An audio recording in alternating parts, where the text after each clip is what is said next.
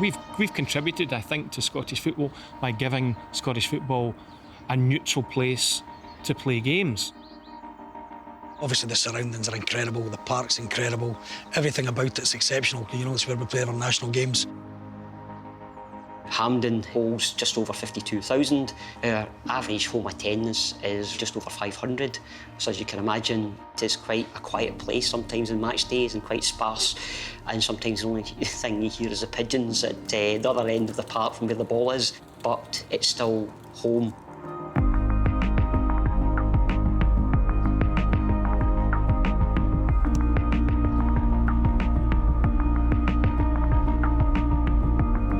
There's a minute of a board meeting in 1899, and it just says in that minute it was decided to build the biggest football stadium in the world.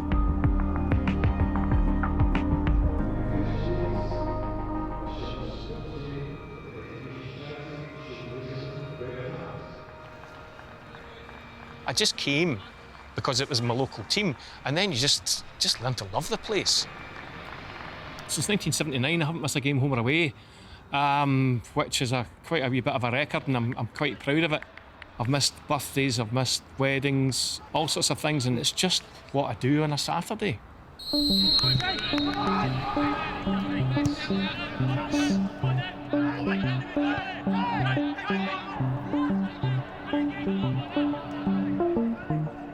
I'm the same as everybody. You work away, you graft away all during the week, and you're just looking forward to Saturday. You see your pals, you get a few beers, go to the football and shout and scream like a flaming idiot, and then you go back home and that's it, over and done with, and you're looking forward to the next week.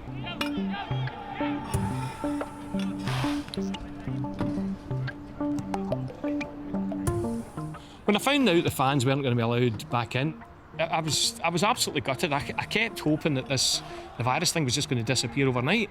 And Nicola would say, "It's all right to go back to the football, Keith." I did message the club and I said, "How are you going to get me in here?" And I didn't get an answer to that one either. And the lad who's doing the commentary for the stream said, "Well, what about Keith McAllister?" Because they were just looking for somebody to talk rubbish about football. And I'm your guy.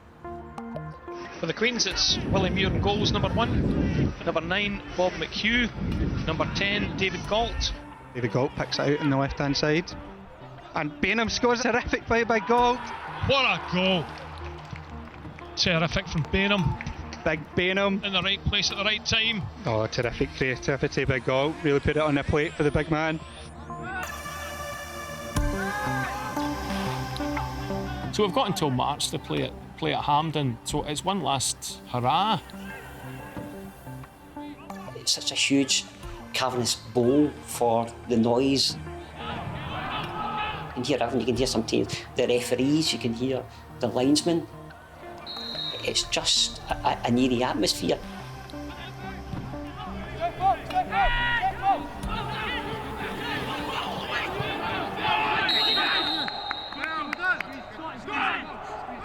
It is quite strange.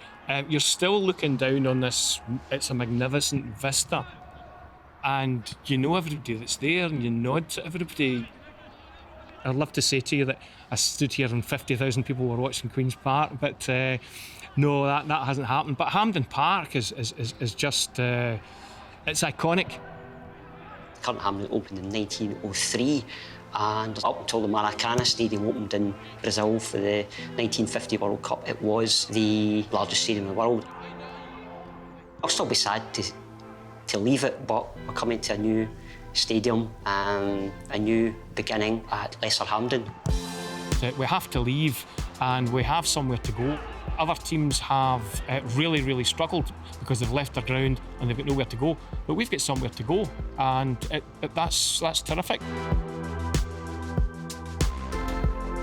We've got to look forward. We'll never lose our history and all the traditions, but we've got to look forward. I would not want to see this football club disappearing out of the top 4 leagues. Without a doubt, the most wonderful football club in the world. In terms of the development of the game of football globally, there's no team like us for all the things that we brought in back in 18-canteen.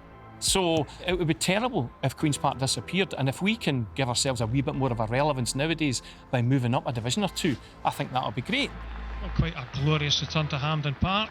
2 goals in the first half. I think a bit of a star there. Will Bainham, who was your man of the match. Will is an Australian guy who was mentioned to me, so we had a look at him. You know, I looked at all these videos and that, and then we invited him over. Came over here on trial, and it was a massive gamble during these times because I didn't really know if I could get back into Australia. So if I didn't get signed, I was in a bit of trouble. But luckily, it all worked out. Thanks very much, Will. Cheers. Thank you. I'm happy. First 3 points of the season. You know, so a lot of good things there and lots of improvement as well. So all good. It's lovely to keep going to games and keep the record going, but I just love the football.